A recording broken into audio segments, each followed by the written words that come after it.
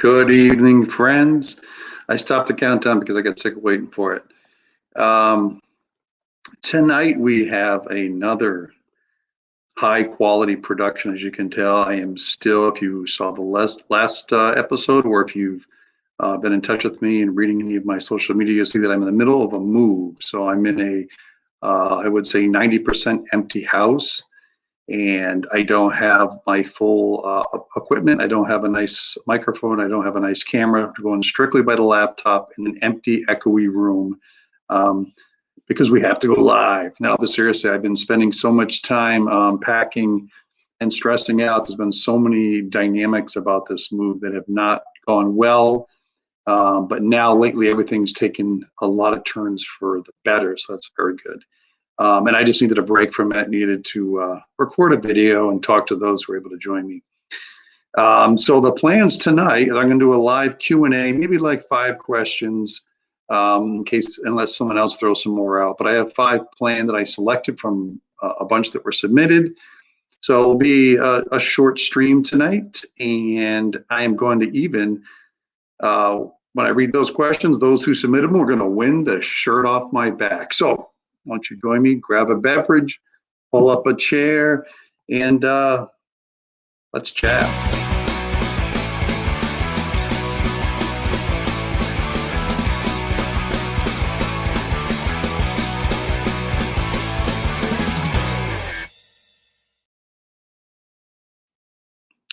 Well, I'm hoping the microphone is working now. All that long-winded intro, and I'm not sure any of it recorded. Second episode of Technology Struggles. What I was rambling about is I'm in the middle of a move, and this has been quite a struggle. There's been so many different things I haven't been able to control, and really wore me down. And now things are turning for the best. I'm getting towards the end of it. I need to be out of here by the end of the month. And I wasn't sure I was going to make that, but I think I will now. So I needed a break here to share some time with my good friends. And as I was saying, I'm going to answer mainly 5 questions, unless other folks throw some in here as we go. Because hello, David O'Brien, my friend, and Timothy. Good to see both of you. The questions are always welcome, and even though I have 5 questions pre-planned tonight that I selected from a group, if you want to throw some more in, that's fine too. But I want to take a little bit of time, didn't want to do too long of a stream tonight, so I just kept it down to 5 questions. I asked on social media for some folks to submit questions, and I said that I would select 5 that, for random reasons, maybe those that seemed most engaging or that seemed the most common. So whoever asked it first, I selected, and those folks are going to win the shirt off my back. So I'll take it off now. No, that would be shocking and scarring for all of you. I'm actually going to send brand new shirts, not the one I'm wearing. Ovation Comics shirts, you can see here. Actually, the new shirts are a little bit different because the logo's stacked now, but you still get the classic standing O logo. I don't know if anybody's ever caught on to that. That's the standing O, like Ovation. Yeah, you kind of get it. Okay. So I have 5 questions planned, and like I said, the production quality for tonight is about as bad as it was last time because I am still in the process of the move. So I'm in a house that's 90% empty. It's very echoey. I don't have all of my equipment because I've already moved some of it. So I don't have a nice camera. I don't have a nice microphone. I just have a laptop, literally on a box, and I'm sitting in this empty room recording. I am accompanied by my sidekicks and interns, Kaiju and Odin, the Husky and Labrador, who are perpetually at my side. So if we get interrupted by some loud, raucous barking, then it's just them trying to chime in. Aaron, my man, my beard doesn't even compare to yours, but I had planned to hit a barber to get this thing shaped up a little bit, maybe bring in these wild wings, but I haven't had time for much of anything besides packing boxes and working at my day job during the busiest time of the year. As I said last time, this is really not the time to plan a move. I have 2 Kickstarters that are due for fulfillment. It's the busiest time of the year for me at work. and I thought I had pre-planned this move great. But unfortunately, you can't control all the elements of it, particularly in this volatile real estate market. And so the moving and the closing and all the pieces of a house sale dropped directly in the middle of my fulfillment Kickstarter time. So for those who maybe didn't catch the last one, and who haven't noticed some of my updates either in Kickstarter or on social media, those two projects, Infinity Agents and Mask, are completed. The artwork is all done. The lettering is just working on some final edits. It's going to be off, and they should be shipping now, but I'm going to wait till I've fully settled into my new temporary location, and then we'll try to ship sometime in October.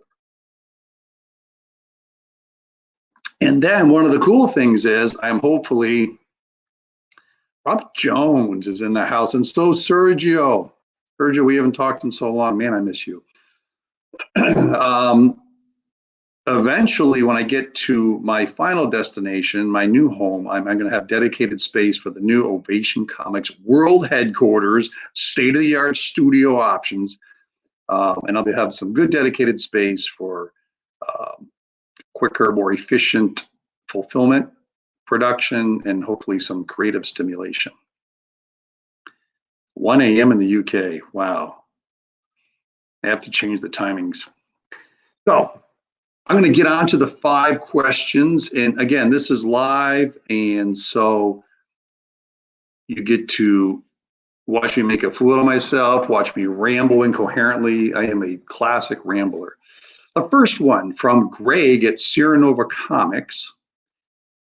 Sierra Nova Comics is another small press publisher, another rising star in the indie scene. They have some great titles.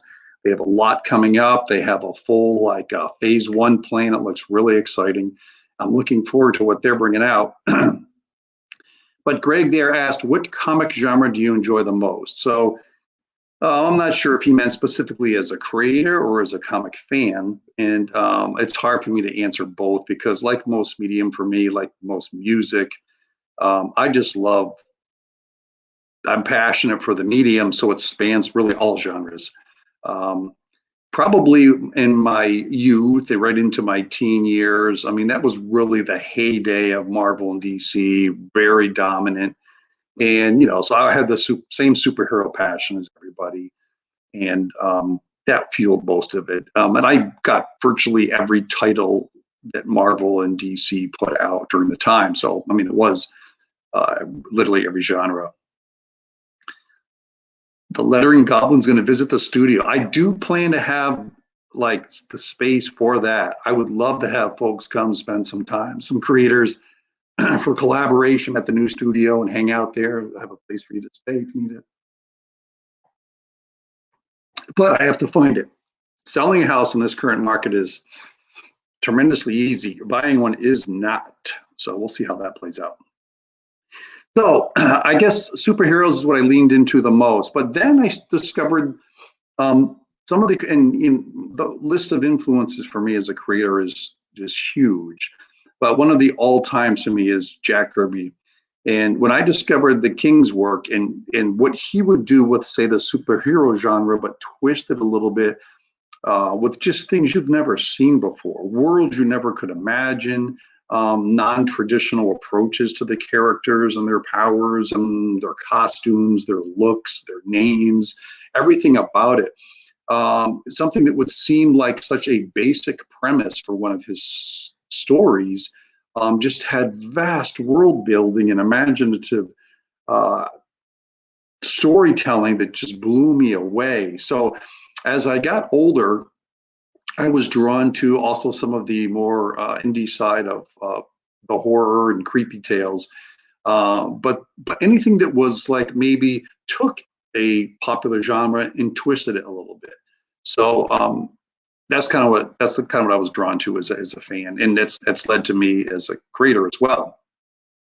Which leads to our second question and a great follow-up from Timothy Manning, who is one of the nicest dudes that I've ever met in my entire life.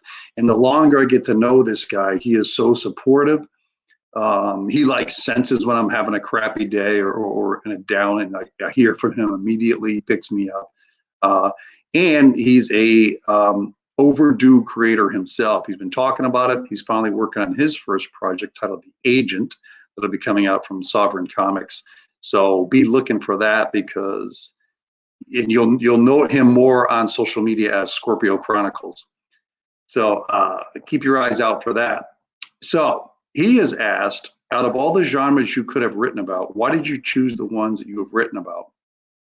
And you'll notice the same pattern going from comics I enjoy to comics I wrote, and that is it's like spanning all over the place. But in fact, I've talked about this before on other shows being interviewed. I've gotten a lot of advice from people who are more successful and experienced and wiser than I am, who have said you really maybe ought to focus on a genre and build your name within that genre. It's easier. I don't know if it's easier, but more effective that way. You help to build your audience. They know what to expect from you. But I've never wanted to kind of been pigeonholed into a genre, so I purposely tried to spread out. But even it isn't even like that was a calculated approach. It's because I just love so many different genres and I want to play in all those different worlds. So you don't see too much traditional from me, other than traditional settings, traditional characters, and then again, I want to like take the curvy approach to it and give it a bizarre twist and stuff. Sometimes a eerie twist. So you'll see a lot of that. I was blessed to talk to Stephen King very briefly one time after attending a seminar he spoke at. And one of the things I always loved about his writing is it was so rooted in reality in the common world that when he then took you into something that was supernatural or beyond what we know was ordinary, it was believable because you felt so much attached to a world that he's already gotten you to believe in. So that's what I try to do. Take traditional characters, Infinity Agents. I try to like get you to understand and feel for these human characters at a very human setting on Earth before they now go on to an intergalactic adventure. So that makes that transition a little easier and makes you have some, you're tied to these characters they explore. Then when you start to maybe meet some alien characters and you start to see their backstories and stuff, it's easier then for you to connect and attach to those characters as well. At least that's what I hope.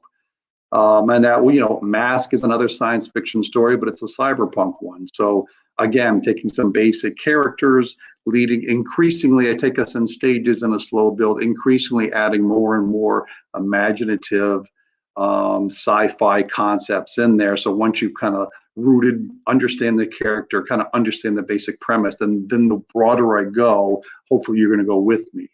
And that's probably the way all of mine have been. Then I would jump back to Bird with Stick, which is a fantasy for all ages, particularly hoping to get some YA readers in there as well. Kingdom Macabre, a fantasy coming, it's going to be a little bit more adult. Thistleheart, another dark fantasy that'll be coming this fall. So again, spanning all kinds. These are the stories I love to read. These are the stories that have a lot of inspiration and influence from my favorite characters and creators and worlds. And so I'm just kind of like picking it where it leads me. It would be difficult for me to write something that I thought was just what audiences wanted. This is the hot thing now. If I didn't feel it, if I didn't believe in it, I could do it. And I've, as a professional copywriter, I've written for clients that aren't something I would necessarily feel as an expert in that field, but with research and everything, you can do that. So I could do that, but the stories I'm going to be most passionate about, the ones I really want to focus on, bring to life, and then deliver to you through Ovation Comics are going to be the type I've described. So that's kind of my favorite genres, the ones I enjoy the most as a reader and even as a writer. Question number 3. This is, well, I'm going to say anonymous, even though I know who it is, but they didn't want me to say their name. I'm not exactly sure why, but it's from an artist who was wondering, am I hiring artists currently? And how does one submit? So Ovation Comics is small press. We only have so many titles, despite all of the plans I want to do. Despite, like I said, with Greg Ciernova and my friend Aaron at Catalyst Comics and even Tier over at Sovereign Comics, We've all talked about our phase one approaches and our phase twos and how we want to roll things out. And I don't think any of us, it always goes as we see it ideally. We're constantly making changes, constantly adjusting. That's the publishing world in general, which I've worked in for decades, but particularly for small press, because there's so many elements that we can control with the resources that we have, mainly manpower.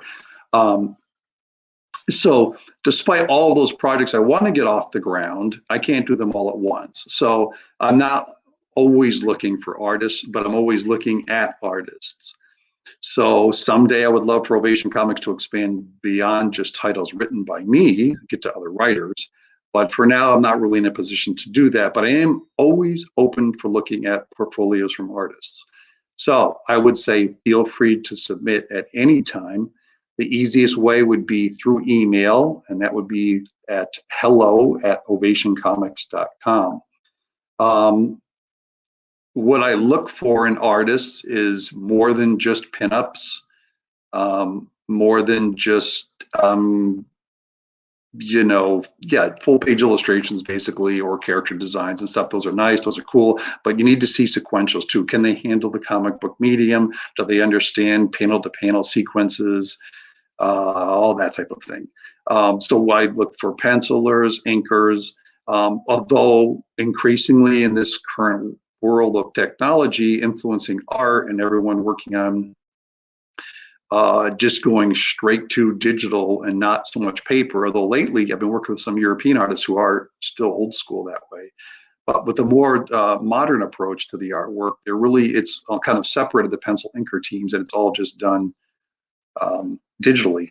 So, but despite that, so look for full illustrators, looking for colorists, and I'm always looking, is there a project that this would fit for? Also, in the small press world, we don't always have the biggest budgets. So a lot of times artists I'm working with work with me for a while. This work is a showcase for them that they then see and they've launched on and they get picked up. There's a handful now that have gone on to Marvel and DC. So then I'm left with I need a new artist to replace in the team. So I might not have an opening right now, but one of my current projects may need a new art team. That's happened now twice in the past year. So if you're interested, send them in. And again, getting back to the money part, Ovation Comics isn't the best paying gig in the industry, but it is a consistent paying gig, which isn't always what you get from small press. We don't we don't ask for artists to produce projects to then fund on a Kickstarter and say, well, if we didn't make the goal, so you don't get any money. Even if we did that and it didn't fund, you still get paid. I mean, artists get paid for their work as they should. So rates are negotiable. And I'll say this: when you do, if you do submit, when you do, please list your page rates. I don't really ever, unless I'm absolutely begging somebody to try to make an exception, I don't ever debate page rates.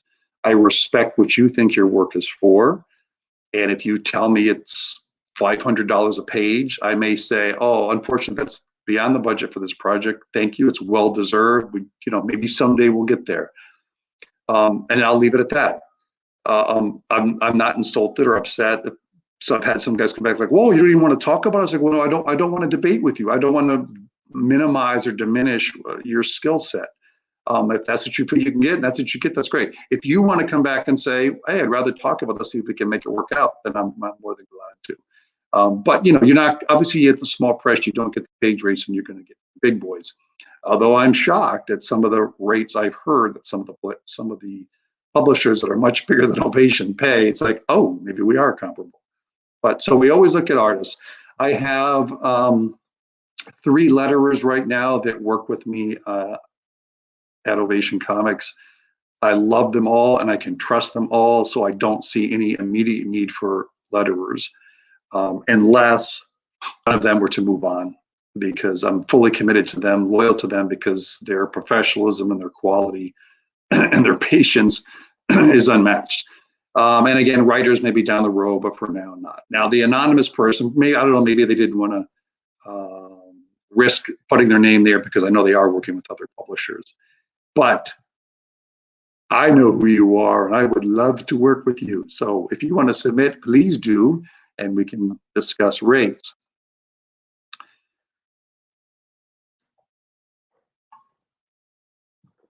All right, question 4. And I'll remind you, all these folks who I've mentioned, some of you I know, so I know how to contact you. Others, I only have your contact name.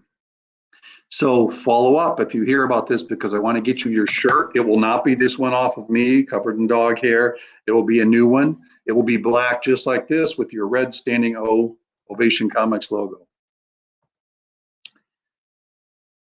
Sergio Quijada, sometimes you find an artist who also believes in the project. Let's just pull through up here.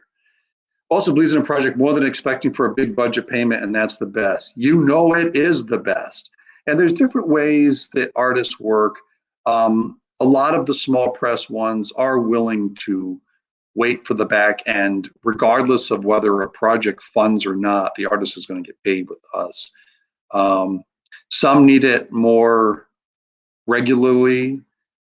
And you know, I work with each artist as it seems fit. There has to be a level of trust. We don't pay upfront at all. It doesn't happen anymore.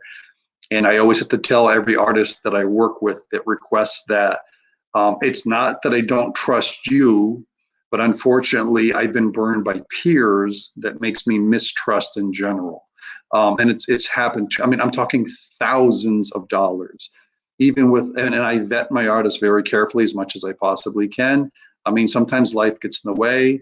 Even I had an artist recently who I worked with for a year and a half, almost 2 years ongoing. And we had a great relationship, and all of a sudden, bam, I got ghosted when I paid upfront to help him and his family with some medical expenses. So we just don't do that. So that's the way it is. So a lot of the times it is after the fact. But we always work it out. I try to accommodate as possible. And yeah, Sergio was something special. Him and I have a different type of project relationship. So that kind of stands on its own. The 4th question is from Janine. Will Ovation Comics be at any conventions this year? And boy, I agonized over this. I agonized over this as the COVID situation fluctuated from seeming like imminent doom to seeming like it's all over to seeming like here we go again, back and forth. So that was a big part of it. And obviously there's different peaks and valleys in the convention season during the year. And also a lot of it is out of the creators' hands when the conventions decide to go virtual or just cancel anyway. So I have decided that Ovation Comics will not have a presence for the rest of 2021. We historically are at New York every year. I've wanted to go to Baltimore. There's some great ones in Boston. You notice the East Coast theme here is because we were on the East Coast. I had debated very strongly about Granite Con that was in New Hampshire, which is our home state. And then also this move happened, and it's just such disarray. And I really need to focus my efforts not only on the move, but then the first thing after that is the fulfillment of these projects that had just funded on Kickstarter. That has to take precedence over everything. So using inventory for conventions when I need it for fulfillment and using resources and time dedicating to that just isn't fair to the backers who have pledged to get these other projects off the ground. So in 2022, hopefully Ovation Comics will be hitting the road again. And it will be, well, it'll be the first time really for Ovation Comics hitting the shows, but I've been there as a creator. So there'll be a strong East Coast presence. I would like to get down to North Carolina so I could maybe do a show with my brothers at Catalyst Comics. I would love to get out to Colorado to maybe do a show with my brother at Sovereign Comics. And then honestly, really based on fan request and interest and the advice of other creators, because I don't really have a strong knowledge of which conventions are the best. That'll probably guide us from there. We would have a table full of products. That's the great thing. Comics and T-shirts and all kinds of related swag, but there's a lot of titles that people might want. I'm even thinking of maybe doing like specialty con boxes where like maybe it's the first issue of every project we publish, and especially sealed collector box with some other swag in there. Charlotte, welcome you. Awesome. I love North Carolina, so that's definitely on the list. So yeah, conventions are definitely in the future. Not this year. Hopefully next year we're safer and smarter, and we've moved beyond most of this COVID issues. I'll be settled in a new place, better organized. Things will be rocking and rolling. I'll get to the barber and trim this up. Nice tight lines on the side, and everyone will be so happy to see me. I actually just want to get out to meet people face to face, hear feedback on our titles, see what really excites people, hear what they'd like to see more of, whether it's new titles, meet other creators, look for some creator alliances, or I mean, I have so much I want to do with a couple of select creators that I already have kind of what I feel like an alliance with, and there's things I even mentioned with them, but I want to do with them, not just like to benefit each of us, but I mean together. I think there's so much more we could accomplish that would build our individual brands as creators and as publishers. But even so, I've got a couple of titles that have come out through Ovation Comics that now will have publisher partnerships. They're going to give them way more exposure, diamond distribution and stuff than I'm able to do on my own now. So looking for more of those opportunities as well. So conventions are coming. Janine, I hope I'll see you. Not really sure where you're from. I can't remember. Hopefully I'll see you on the road, and others. Maybe get some cosplayers. And I want some Ovation Comics cosplayers so bad. All right, final question for tonight. Number 5 from Robin Jones. Rob is a great writer in his own right, better writer than me, and a cool guy, and he's also a fantastic letterer. I like that he letters a number of my titles, and I like that he has like an individual stylistic approach to each one.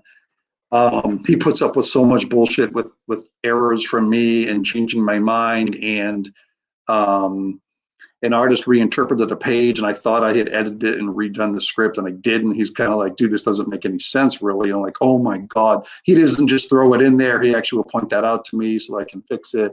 He's a great guy. So I love working with him. He says, how is it that you've not invited me on the show?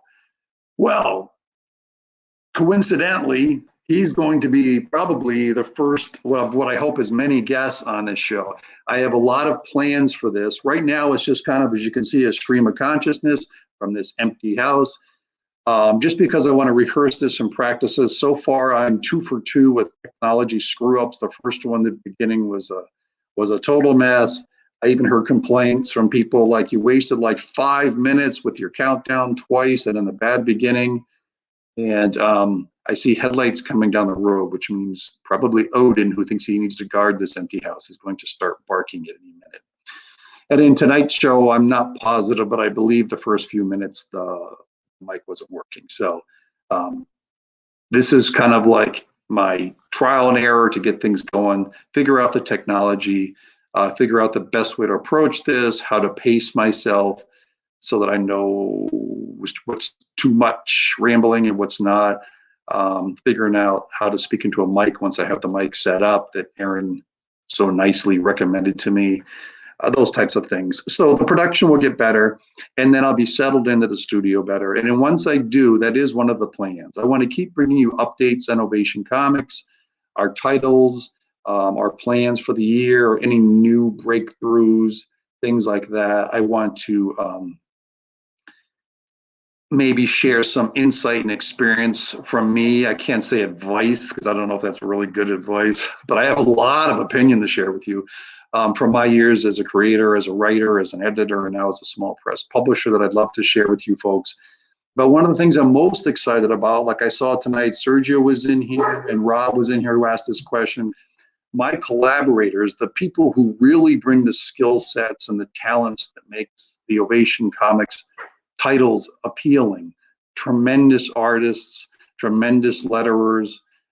Those are the folks I'd love to interview. other creators also outside of Ovation Comics, but I really would like to focus on spotlighting some of my collaborators. So Rob, if we just have to figure out the timing of it, because he's over in the UK,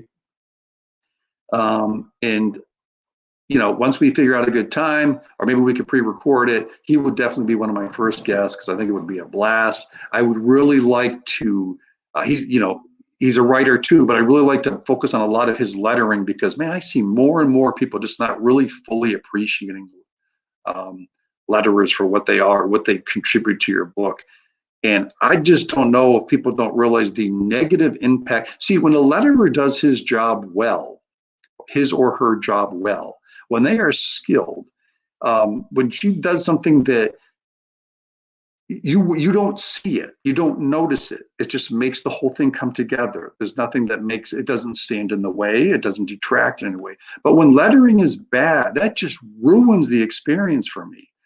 And I saw, I think it was today or yesterday, I saw someone asking something about lettering, and someone else was like, dude, you're just typing letters, just do it yourself. I'm like, oh, is that what you think lettering comes down to?